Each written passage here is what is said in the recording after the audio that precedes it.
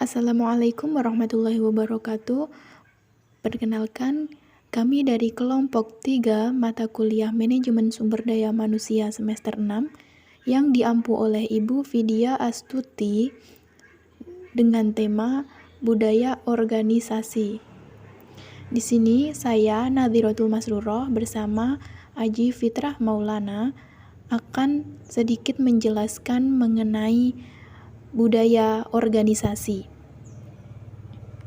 Yang pertama, pengertian budaya organisasi. Dalam buku Manajemen Sumber Daya Manusia yang ditulis oleh Marwan Shah, budaya organisasi adalah sekumpulan pemahaman penting seperti nilai-nilai, norma-norma, sikap, dan kepercayaan yang dianut bersama oleh anggota-anggota organisasi.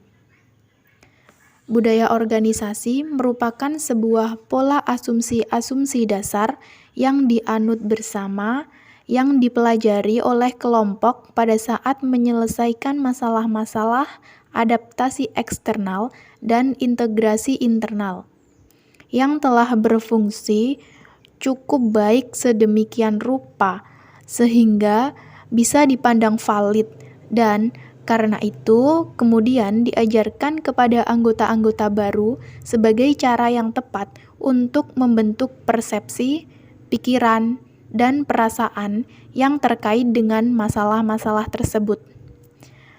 Atau secara singkat, budaya organisasi adalah mekanisme yang digunakan oleh sebuah organisasi dan anggota-anggotanya untuk belajar mengelola tantangan-tantangan eksternal dan mewujudkan integrasi internal. Selanjutnya yaitu karakteristik dan jenis-jenis budaya organisasi. Karakteristik budaya organisasi. Akar dari suatu budaya organisasi adalah serangkaian karakteristik inti yang secara kolektif dihargai oleh semua anggota organisasi. Karakteristik budaya organisasi menunjukkan ciri-ciri, sifat-sifat, unsur-unsur, atau elemen-elemen yang terdapat dalam suatu budaya organisasi. Cukup terdapat banyak pandangan dari banyak ahli tentang karakteristik budaya. Setiap organisasi akan menampakkan sifat dan ciri-ciri berdasarkan karakteristik yang dimiliki. Robbins membagi karakteristik budaya dalam 5 dimensi, yaitu sebagai berikut. Yang pertama adalah power distance, suatu tingkatan di mana pembagian kekuasaan yang tidak sama diterima oleh dalam budaya atau ditolak oleh mereka. Yang kedua yaitu individualism versus collectivism. Individualism adalah suatu karakteristik budaya di mana orang lebih memerhatikan dirinya dan anggota keluarga dekatnya. Adapun pada kolektivisme menunjukkan suatu karakteristik budaya yang berorientasi pada orang dan demi kebaikan kelompok. Yang ketiga yaitu quantity of life versus quality of life. Quantity of life merupakan atribut budaya nasional yang menjelaskan tingkatan di mana nilai sosial ditandai oleh ketegasan dan materialisme. Pada quality of life, demi menekankan pada hubungan dan mempunyai perhatian terhadap orang lain. Yang keempat yaitu uncertainty avoidance merupakan suatu tingkatan di mana orang dalam suatu budaya merasa diperlukan oleh dan berusaha menghindari dari situasi membingungkan.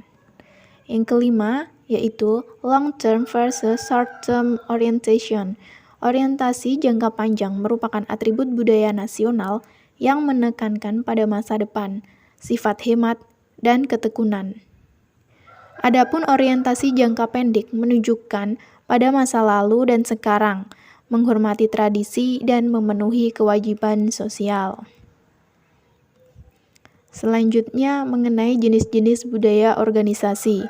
Menurut Kreitner dan Kinnicky, Secara umum, terdapat 3 jenis budaya organisasi, yakni budaya konstruktif, budaya pasif defensif, dan budaya agresif defensif.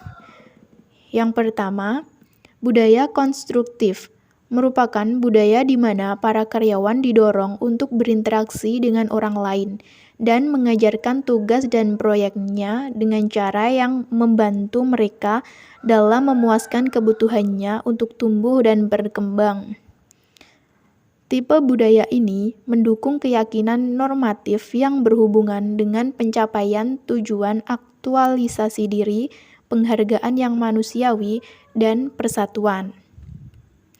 Jenis yang kedua yaitu budaya pasif defensif, bercirikan keyakinan yang memungkinkan bahwa karyawan berinteraksi dengan karyawan lain dengan cara yang tidak mengancam keamanan kerja sendiri.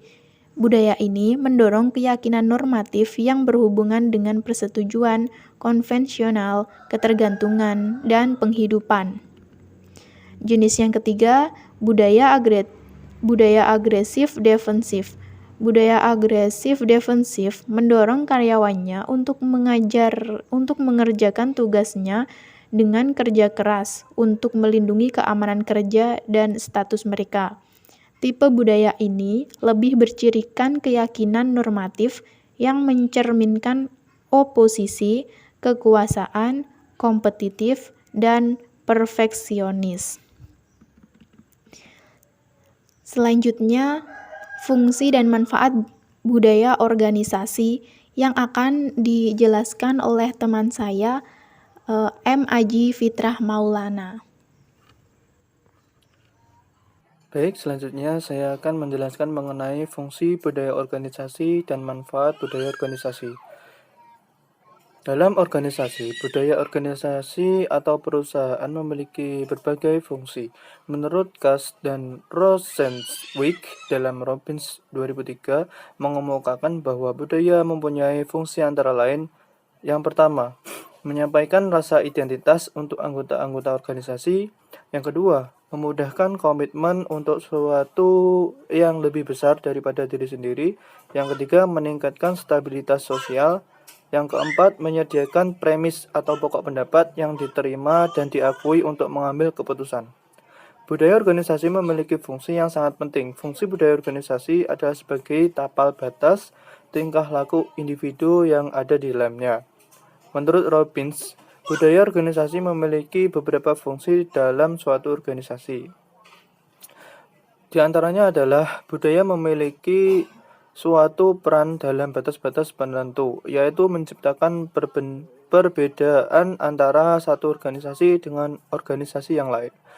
Budaya organisasi berfungsi untuk menyampaikan rasa identitas kepada anggota-anggota organisasinya. Budaya organisasi juga mempermudah penerusan komitmen hingga mencapai batasan yang lebih luas, melebihi batasan ketertarikan individu. Budaya mendorong stabilitas sistem sosial. Budaya merupakan suatu ikatan sosial yang membantu mengikat kebersamaan organisasi dengan menyediakan standar-standar yang sesuai mengenai apa yang harus dikatakan dan dilakukan karyawan. Menurut Kreitner dan Kinigi, budaya organisasi mempunyai 4 fungsi, yaitu yang pertama memberikan identitas kepada pegawainya, yang kedua memudahkan komitmen kolektif, yang ketiga mempromosikan stabilitas sistem sosial, yang keempat membentuk perilaku dengan membantu manajer merasakan keberadaannya.